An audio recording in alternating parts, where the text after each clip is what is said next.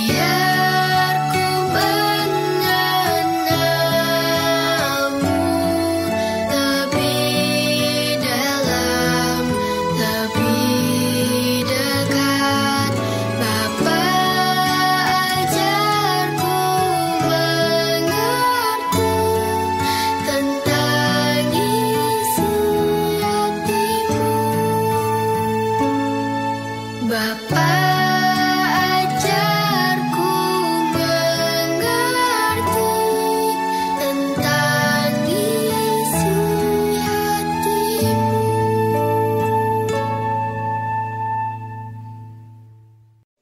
Oke, tadi kita sudah memuji Tuhan, saatnya kita akan mendengarkan firman Tuhan.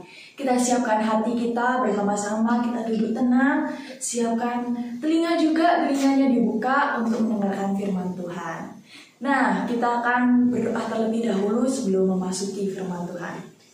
Tuhan Yesus yang baik, sebentar kami akan mendengarkan sebagian dari firman-Mu melalui hamba-Mu ini, Bapak. Mampukan hamba agar hamba-Mu ini dapat menyampaikan firman-Mu untuk adik-adik pada hari ini.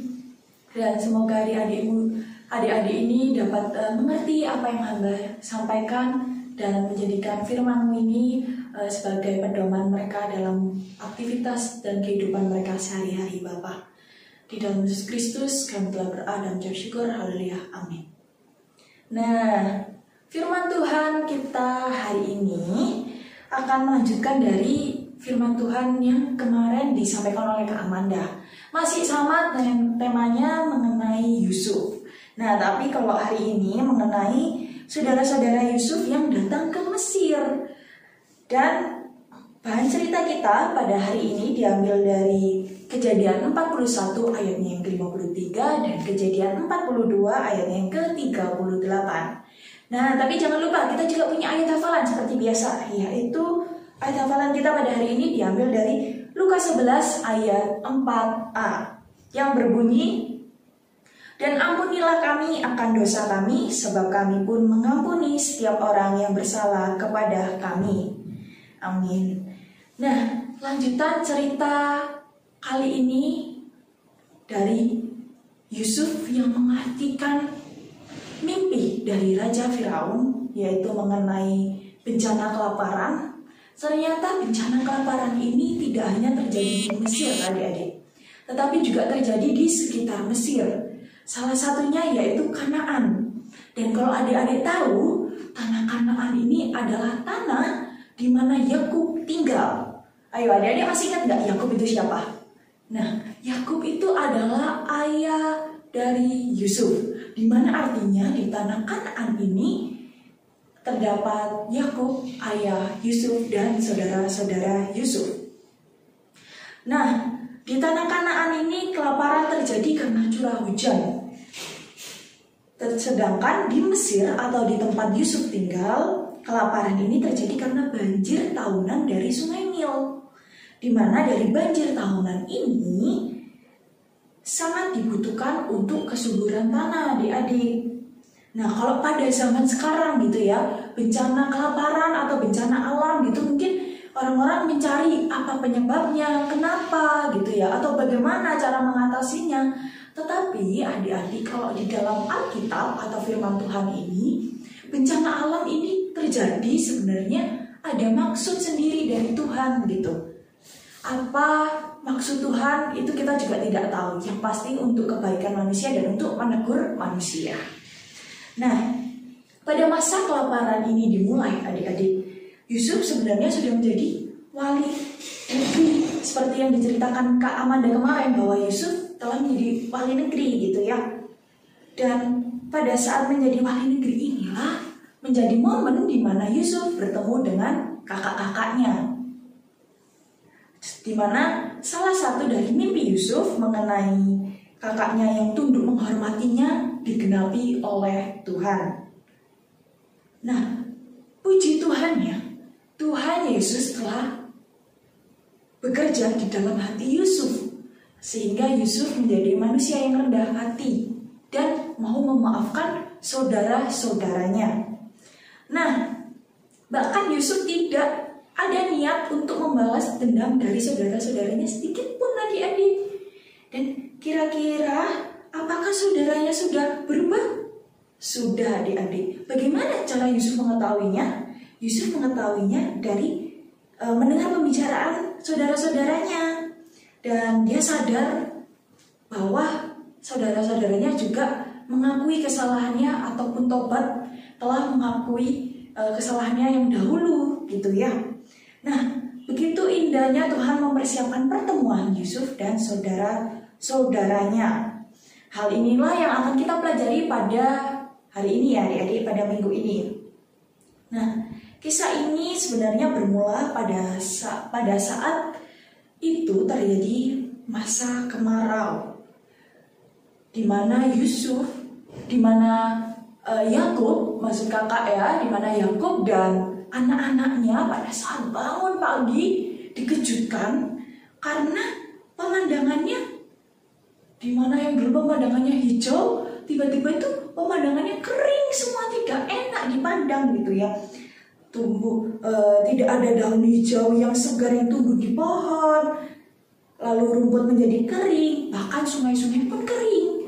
Padahal adik-adik, mereka memiliki hewan peliharaan yang harus mereka beri makan dan minum. Bingung kan? Waduh, kering semua hewan peliharaan mereka. Mau diberi apa ini? Tidak hanya hewan peliharaan mereka. Pastinya musim kemarau ini juga merambat untuk keluarga Yakub dan anak-anaknya. Pada saat mereka sarapan, tidak ada yang dapat dihidangkan. Padahal keluarga mereka semakin besar adik-adik. Ada 70 orang. Waduh, 70 orang. Banyak bukan? Belum lagi hewan peliharaannya tidak bisa makan. Keluarganya 70 orang tidak bisa makan. Bisa-bisa meninggal mereka kalau tidak makan, ya kan? Nah, tetapi pada saat itu Yakub mendengar bahwa di Mesir ada persediaan gandum. Nah, sebagai kepala keluarga pastinya ia juga mau tegas dan satu-satu gitu ya untuk keluarganya. Ia memanggil anak-anaknya dan berkata bahwa mereka harus pergi ke Mesir dan membeli gandum di sana. Karena kalau tidak, mereka pasti akan meninggal kelaparan. Nah, tetapi tiba-tiba si bungsu atau Benyamin ini menyaut, "Ayah, saya mau ikut." Tetapi Yakub tidak mengizinkannya karena ia takut kecelakaan yang terjadi di Yusuf akan terjadi juga di Benyamin. Akhirnya ia melarang Benyamin ikut dan hanya kakak-kakaknya yang pergi ke Mesir. Nah, kalau adik-adik tahu ya, di Mesir, dari Kanaan ke Mesir itu sangat jauh adik-adik perjalanannya. Bahkan mereka baru 5 hari itu baru melihat piramida-piramida. Kalau adik-adik nggak tahu, piramida itu seperti pekuburan raja-raja Mesir. Bahkan mereka sampai di ibu kota Mesir itu 1 hari lagi adik-adik. Sangat panjang kan perjalanannya. Akhirnya karena perjalanan yang panjang itu mereka mulai lelah dan mempertanyakan gitu, gimana yang menjual gandum ini? Nah, karena mereka berasal dari Kanaan dan menggunakan bahasa Ibrani ya, akhirnya orang-orang tidak paham apa yang mereka bicarakan adik-adik. Sehingga orang Mesir membawa mereka ke istana langsung, ke istana raja langsung, di mana mau tidak mau mereka pasti akan bertemu wakil raja. Iya, Yusuf adik mereka yang menjadi wakil raja sekarang. Pada saat mereka bertemu, apakah mereka sadar saudara-saudaranya? Tentu tidak adik-adik. Karena Yusuf pada saat menjadi wakil raja ini, Yusuf sudah tumbuh menjadi dewasa. Di mana saat mereka membuang Yusuf masih remaja. Bahkan saat menjadi wakil raja, Yusuf mengenakan pakaian yang terlihat seperti orang kaya raya. Pastinya saudara-saudaranya tidak mengenal Yusuf, begitu. Tetapi Yusuf mengenal mereka, begitu ya. Nah, pada saat saudara-saudaranya bertemu Yusuf, mereka membungkuk di hadapan Yusuf. Di hadapan Yusuf. Dan saat itu Yusuf senang pastinya, karena Yusuf dapat bertemu lagi dengan saudara-saudaranya. Tetapi luar biasanya adik-adik, hatinya Yusuf itu tidak ada dendam sama sekali saat bertemu dengan saudara-saudaranya. Nah, tetapi teringat lagi pada saat saudara-saudaranya membungkuk itu, Yusuf teringat mimpinya yang tadi, yang digenapi, bahwa bermimpi bahwa saudara-saudaranya akan membungkuk menghormati Yusuf gitu. Nah, Yusuf tahu bahwa ini semua adalah rencana Tuhan yang luar biasa gitu. Nah, oleh karena itu saat bertemu, Yusuf ingin menguji saudara-saudaranya. Bukan karena ingin balas dendam, bukan karena masih ada kedendaman juga ya, tapi Yusuf ingin menguji apakah saudara-saudaranya ini sudah berubah atau belum sih gitu ya. Karena ya saudara-saudaranya saja tidak mengingat Yusuf gitu ya adik-adik. Nah, pada saat membungkuk kepada Yusuf gitu ya saudara-saudaranya, Yusuf ini mencobai mereka, seperti berkata bahwa mereka atau saudara-saudara ini adalah mata-mata dari Kanaan, adalah orang jahat gitu, tidak pantas untuk diberi gandum. Nah, saudara-saudaranya sudah memohon, saudara-saudaranya berkata jujur bahwa saya dari negeri Kanaan, saya ada niat baik gitu ya. Dan bahkan mereka saudara-saudaranya juga berkata dengan jujur bahwa kami ada 12 orang bersaudara, yang bungsu tinggal di rumah dengan ayah yang sudah tua dan seorang lagi sudah tidak ada gitu. Nah, tetapi Yusuf tidak begitu mengampuni langsung, tidak begitu langsung percaya karena ia masih mau menguji gitu. Dia berkata kalian semua bohong gitu. Nah, untuk mengujinya, Yusuf meminta agar salah satu dari seorang mereka menjemput adiknya yang bungsu yaitu Benyamin, dan yang lainnya tinggal di penjara selama 3 hari. Nah, akhirnya pada hari ketiga saudara-saudara Yusuf dilepaskan dari penjara dan dihadapkan lagi kepada Yusuf dan berkata, aku takut dan taat kepada Tuhan Allah, karena itu kamu akan kuselamatkan. Tetapi untuk membuktikan kalian jujur, satu di antara kalian harus tinggal di dalam penjara sampai kalian membawa adikmu yang bungsu ke sini. Yang lain boleh pulang dengan membawa gandum yang secukupnya. Nah, dalam bahasa Ibrani mereka berkata satu dengan yang lain, sekarang kita dihukum karena kesalahan kita terhadap adik kita yang dahulu. Ia meminta tolong tetapi ia tidak peduli dan menjualnya. Nah, Ruben kakak yang paling sulung menambah, bukankah sudah kukatakan untuk tidak membuang Yusuf, tidak menyakiti Yusuf? Namun kalian tidak mau mendengarkanku. Lihat apa yang terjadi pada kita sekarang gitu ya. Nah, mereka pikir Yusuf tidak mengetahui bahasa mereka, bahasa Ibrani. Ternyata Yusuf tahu karena Yusuf sendiri berasal dari Kanaan kan. Yusuf tahu dan mengerti apa yang dibicarakan oleh saudara-saudaranya mengenai penyesalan mereka telah membuang adiknya yang bungsu dahulu. Akhirnya saudara-saudaranya pulang dan satu orang tetap di penjara, gitu ya. Mereka membawa kembali gandum yang mereka sudah tukarkan tadi, dan bahkan uang yang mereka berikan sebagai pembayaran gandum dengan diam-diam ditaruh di atas karung mereka masing-masing. Dan mereka juga tidak tahu bahwa ternyata Yusuf mengembalikan uangnya tadi. Gitu. Dan salah satu di antara mereka kaget saat melihat karung. Wah, bagaimana mungkin gandumnya berisi uang kita kembali, uang kita tidak diambil. Dan mereka mulai mempertanyakan, apa ya Tuhan lakukan kepada kita, apa yang Tuhan perbuat kepada kita. Nah, ketika 9 saudara-saudaranya sampai di tanah Kanaan, mereka menceritakan segala sesuatu yang mereka alami kepada ayahnya Yakub dan meminta izin untuk membawa Benyamin ke kerajaan yang ada di Mesir. Pastinya dengan tegas Yakub menolak sangat keras untuk Benyamin dibawa ke sana. Karena trauma itu tadi, karena Yusuf sudah mati dan Simeon, kakaknya yang paling tua, masih di penjara, sehingga ia tidak mengizinkan Benyamin dilepaskan begitu saja untuk dibawa ke negeri Mesir. Nah, adik-adik, masih ingatkah kita mengenai mimpi dari Yusuf?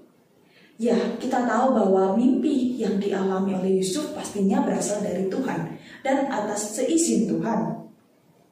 Nah, bagaimana itu semua digenapinya? Tuhan memimpin Yusuf pergi ke Mesir karena ia melakukan sesuatu bagi keluarganya. Saudara-saudaranya tahu bahwa Tuhan sedang melakukan sesuatu, namun mereka tidak mengerti mengapa ini semua terjadi.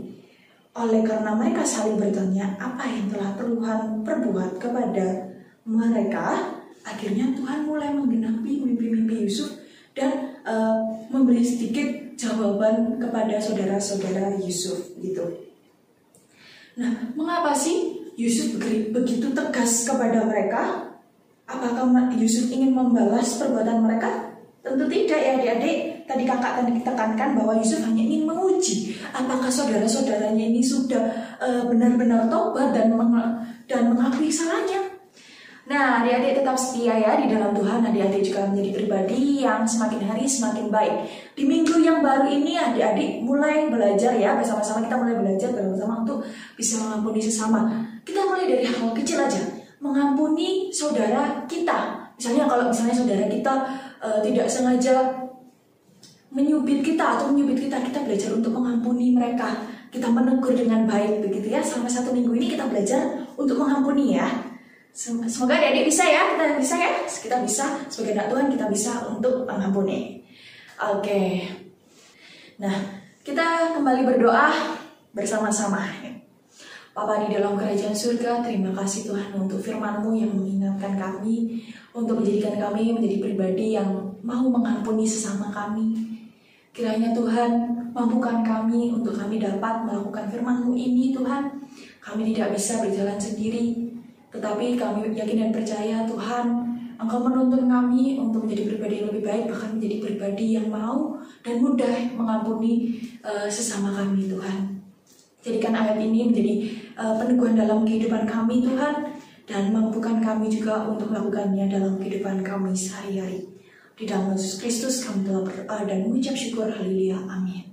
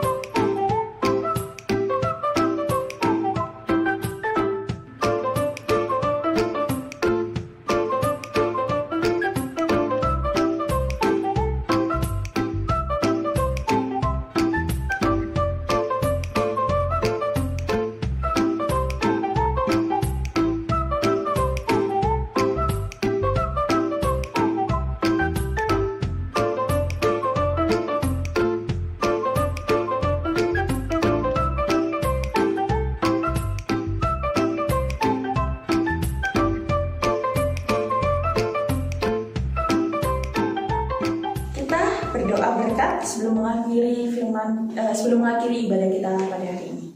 Yuk kita siapkan hati kita kembali untuk berdoa berkat. Tuhan Yesus, terima kasih Tuhan, Kau telah menyertai ibadah kami dari awal hingga akhir ini. Kiranya Tuhan mampukan kami menjadi pribadi selama 1 minggu ke depan nanti menjadi pribadi yang jauh lebih baik, jauh lebih menyenangkan hati-Mu. Kini kami kembali pulang, kembali ingin berpisah bersama-sama Bapa. Kiranya Kau berkati kami, Kau berkati sekolah kami, Kau berkati kami dalam kehidupan kami dengan sesama kami, saudara kami ataupun kedua orang tua kami. Kau berkati kedua orang tua kami juga Tuhan. Di dalam nama-Mu Bapa kami serahkan segala halnya. Kami yakin dan percaya Kau adalah Tuhan yang selalu memberikan hal yang terbaik untuk anak-anaknya. Bahkan Kau tidak akan pernah memberikan kami hal terburuk sekalipun Bapa. Kiranya Tuhan, doa yang kurang sempurna ini kami baca dan kami alaskan di dalam Yesus Kristus. Haleluya. Amin. Oke, sudah selesai ibadah kita hari ini. Sampai jumpa dan kita bertemu lagi di minggu depan ya. Dan sampai jumpa dan Tuhan Yesus memberkati adik-adik.